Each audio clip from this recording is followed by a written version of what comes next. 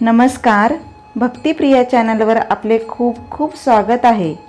हनुमान जन्मोत्सवाच्या सर्वांना मंगलमय शुभेच्छा. शक्ती आणि बुद्धीचा सर्वोत्तम संगम असलेल्या हनुमानाची जयंती यंदा 23 एप्रिल मंगळवारी रोजी साजरी केली जात आहे.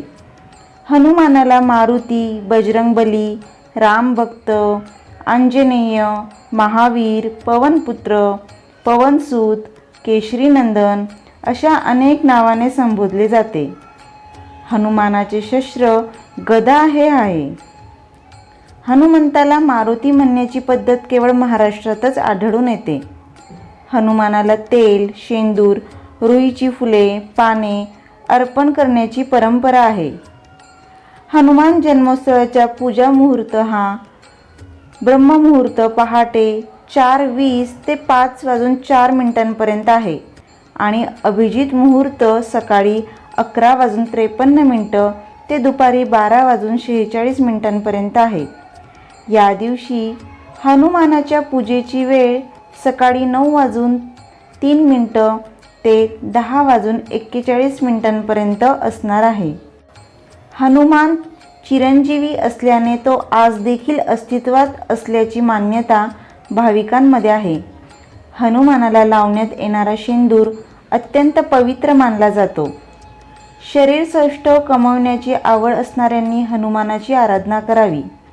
हनुमान स्तोत्र व हनुमान चालीसा म्हणणाऱ्यांना आत्मिक समाधानाची प्राप्ती होते असे म्हटले जाते. 7:30 सुरू असलेल्या व्यक्तींनी दररोज किंवा किमान प्रत्येक मंगळवार व शनिवारी मारुतीचे दर्शन घ्यावे असे सांगितले जाते. हनुमानाला शक्ती, स्फूर्ती आणि ऊर्जेचे प्रतीक मानण्यात आले आहे. तर आज आपण हनुमानाची जन्मकथा ऐकणार आहोत. त्या अगोदर चॅनलला सबस्क्राईब केले नसेल तर नक्की सबस्क्राईब करा. श्री हनुमानजींचा जन्म चैत्र शुक्ल पक्षाच्या पौर्णिमेच्या दिवशी आई अंजनाच्या पोटातून झाला. त्यामुळे चैत्र पौर्णिमेच्या दिवशी हनुमान जयंती साजरी केली जाते. वनराज केसरी आणि अंजना यांनी भगवान शंकराची घोर तपश्चर्या केली होती. त्यांच्या तपश्चर्येवर प्रसन्न होऊन भगवान शिवाने त्यांना वरदान दिले की ते अंजनाच्या पोटी जन्म घेतील. या कारणास्तव हनुमानजींना भगवान शंकरांचा 11वा रुद्र अवतार म्हटले जाते.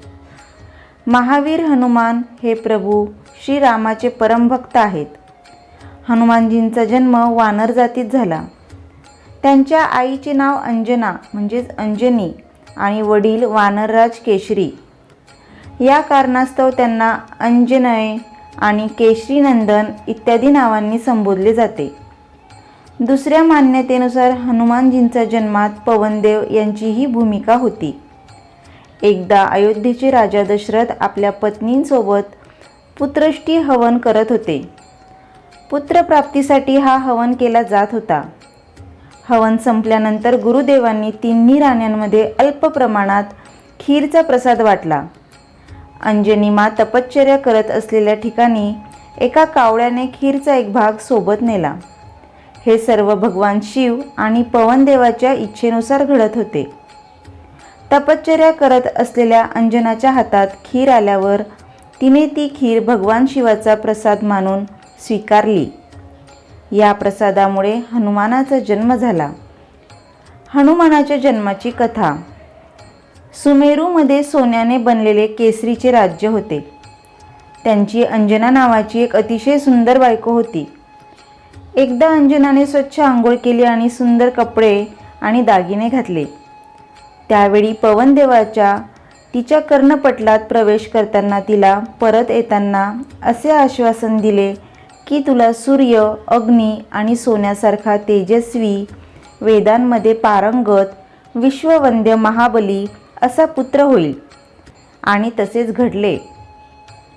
कार्तिक कृष्ण चतुर्दशीच्या महानिशेला अंजनाच्या पोटी हनुमानजींचा जन्म झाला. 2 तासानंतर सूर्य उगवताच त्याला भूक लागली. आई फळे आणायला गेली. येथे हनुमानजींनी लाल रंगाच्या सूर्याला फळ मानले आणि ते घेण्यासाठी आकाशात झेप घेतली. त्या दिवशी अमावस्येमुळे राहू सूर्याला गिळंकृत करण्यासाठी आला होता.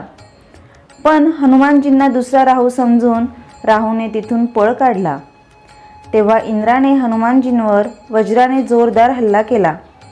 त्यामुळे त्यांची हनुवटी वाकडी झाली। त्यामुळे त्यांना हनुमान म्हटले गेले। इंद्राच्या या वाईट कृत्याला शिक्षा देण्यासाठी पवन देवतेने सर्व प्राणीमात्रांचे वायू परिसंचरण बंद केले।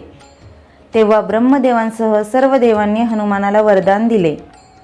ब्रह्माजींनी उत्तम आयुचे, इंद्राने वज्राने इजा न होण्याचे, सूर्याने सामर्थ्याने परिपूर्ण आणि सर्व शास्त्रांमध्ये जाणकार असण्याचे, वरुण देवाने पाश आणि पाण्यापासून निर्भय राहण्याचे, यमाने यमदंडाने अवध्येने पाश नाश न होण्याचा, कुबेरांनी शत्रुंमर्दिनी गदापासून असे निर्भय राहण्याचे, शंकराने प्रमथ आणि अजिंक्य योद्ध्यांना जिंकण्याचे, विश्वकर्माने मयपासून तयार केलेले दुर्भाद्य आणि असह्य अस्त्र शस्त्र आणि यंत्रापासून कोणतीही इजा न होण्याचे वरदान दिले।